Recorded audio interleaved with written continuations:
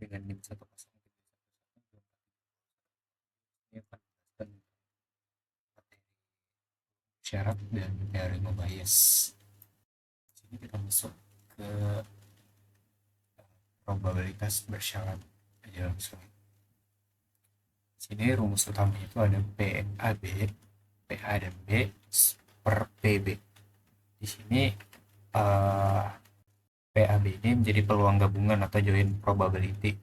Sedangkan PA dan PB itu menjadi peluang marginalnya. Lalu notasi PAB ini dibaca peluang A terjadi diberikan B telah terjadi. Ini berarti kita mempersempit ruang sampel hanya pada kejadian B. Lalu melihat seberapa besar bagian dari B juga termasuk A. Masuk contoh satu. Sini tentukan peluang bahwa sebuah dadu diundi satu kali akan menghasilkan A angka yang kurang dari 4, B angka yang kurang dari 4, di mana angka tersebut adalah ganjil. Sini maka di sini ruang sampelnya itu ada 1, 2, 3, 4, 5, 6. Lalu kejadian B-nya itu 1, 2, 3. Lalu PB-nya 3 per 6. Lalu kita sederhanakan menjadi 1 per 2. Kalau untuk kejadian A-nya itu 1, 3,5. Terus 2 per 6. Jadi kita hitung lagi 2 per 6, kita sederhanakan lagi menjadi 1 per 3. Awalnya itu peluang dapat angka lebih dari kurang dari 4 itu adalah 1/2, tapi jika diketahui hasilnya ganjil, maka hanya ada 3 kemungkinan. 1,3,5 itu dari ketiganya, 2 diantaranya itu lebih kecil daripada 4, jadi peluangnya naik jadi 2 per 3.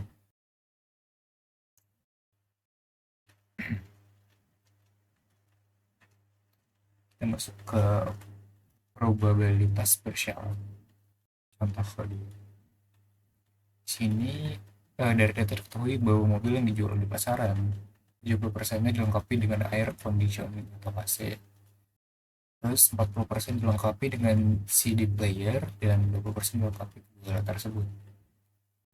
Berapakah peluang sebuah mobil dilengkapi CD player jika diketahui mobil tersebut juga dilengkapi oleh AC? Sini datanya kita berarti PAC-nya itu 0,7, terus PCD-nya itu 0,4, dan PAC dan CD-nya itu 0,2. Dan berapa peluang mobil CD? Di sini kita masukin rumus ini PCDAC, PC dan AC per PAC. Jadi kita masukkan CD-nya 0,2 lalu per di PCD, CD kita masukkan 0,2 dan C PAC-nya kita masukin 0,7, jadi kita bagi dapat hasilnya 0,2857. Nah, meskipun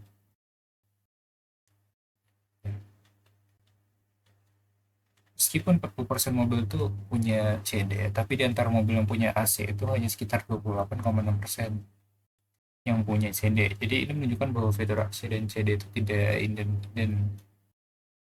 Masuk ke diagram pohon.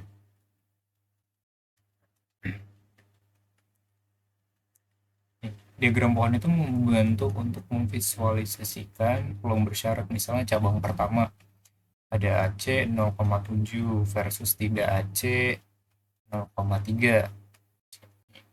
Dari tiap cabang itu pecah lagi CD atau tidak CD.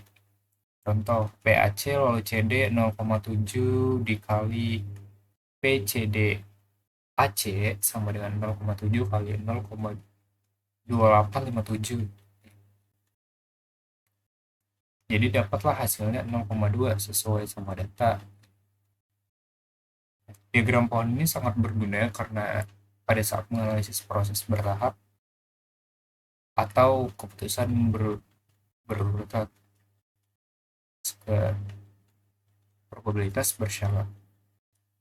Sifat-sifat peluang bersyarat itu yang pertama ada PBA lebih besar sama dengan daripada nol. Lalu sama dengan satu jika B1 dan B2 saling lepas, maka PB1 B2 A sama dengan PB1. Lanjut saja. Di sini penjelasannya, jadi peluang bersyarat itu tetap memenuhi semua aksioma probabilitas, hanya saja ruang sampelnya itu sudah dipersempit oleh kejadian yang diketahui. So, teorema Bayes di sini, sejarah teorema Bayes itu dikembangkan oleh Reverend Thomas Bayes pada abad ke-18. Terus digunakan tuh luasnya di sistem mendukung keputusan atau DSS. Lalu machine learning, lalu ada diagnostik medis. Rumus dasarnya itu ini PBA, penjelasannya itu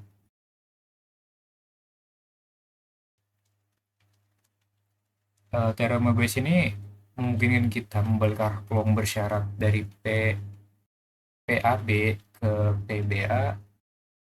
Lalu ini tuh sangat berguna ketika kita ingin tahu penyebab dari suatu gejala gitu. Ya, kita masuk ke teorema probabilitas. Di sini jika B1, B2 sampai seterusnya BSPN adalah partisi dari ruang sampel saling lepas dekat, maka rumusnya sifat probabilitasnya akan mendapatkan seperti ini. Nah, ini adalah cara menghitung peluang total suatu kejadian A dengan mempertimbangkan semua kemungkinan jalur menuju ke A. Dengan partisi BI di sini, maka untuk semua I, makanya di sini kita dapat teorema probabilitas totalnya kita peroleh seperti ini. Dan PBI ini peluang prior sebelum ada data. Terus PBIA ini peluang posterior setelah melihat data A. Sini bias menggabungkan keyakinan awal si prior dengan bukti baru likelihood untuk menghasilkan keyakinan yang terbarui atau posterior. Di sini kita ada soal. Di soal sini, seorang pengusaha perumahan mempunyai 10 kunci induk untuk membuka rumah-rumah baru yang baru selesai dibangunnya. Sebuah rumah hanya mungkin dibuka sebuah kunci induk tertentu apabila 30% dari rumah-rumah tersebut biasanya tidak terkunci. Berapa peluangnya pengusaha tersebut dapat masuk ke suatu rumah tertentu apabila dia mengambil 4 kunci secara acak sebelum meninggalkan kantornya. Jadi di sini kita lihat, sini kan ada 10 kunci, terus satu cocok per rumah.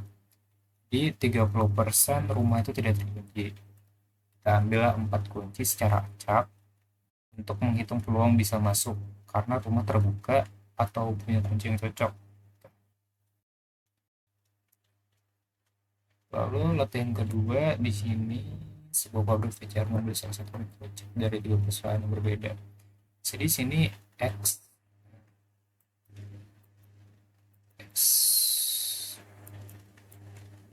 30%-nya,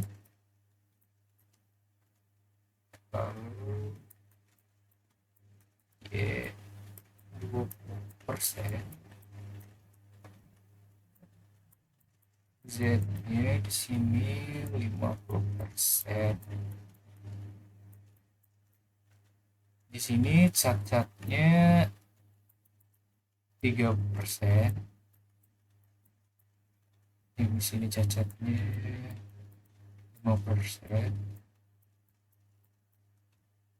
Kalau di sini cacatnya 4%.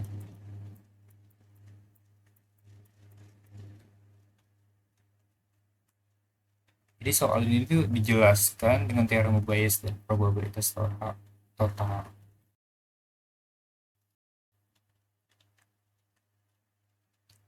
kita ada teorema Bayes, latihan tambahan. Sok langsung ke bawah aja deh.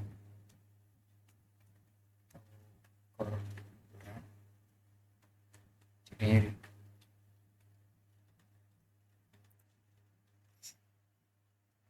teorema Bayes di sini sebuah perusahaan pengubur minyak mengestimasi bahwa peluang penguburan sukses adalah 40% dari pengalaman perusahaan tersebut diketahui bahwa 60% berhasil. Penguburan itu karena dikerjakan dengan prosedur yang benar, sedangkan penguburan yang gagal dikerjakan dengan prosedur yang tidak dapat. Perusahaan penguburan tersebut sudah melaksanakan prosedur yang benar dan tepat berkembang perusahaannya tersebut berhasil dalam penguburan minyaknya. Di sini P suksesnya itu peluang suksesnya itu 0,4, terus peluang gagalnya itu 0,6. Dan untuk P metode benar kemudian suksesnya benar dan sukses itu berarti 0,6, metode benar dan gagalnya di situ benar dan gagal 0,2.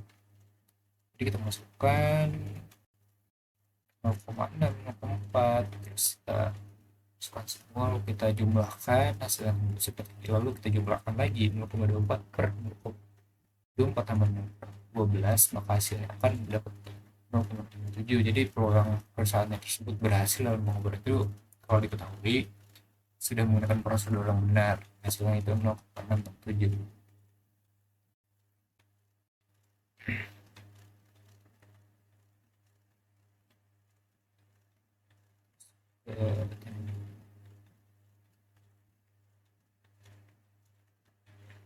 Sini ada latihan tambahan juga, jadi ya mungkin sekian dari penjelasan dari saya.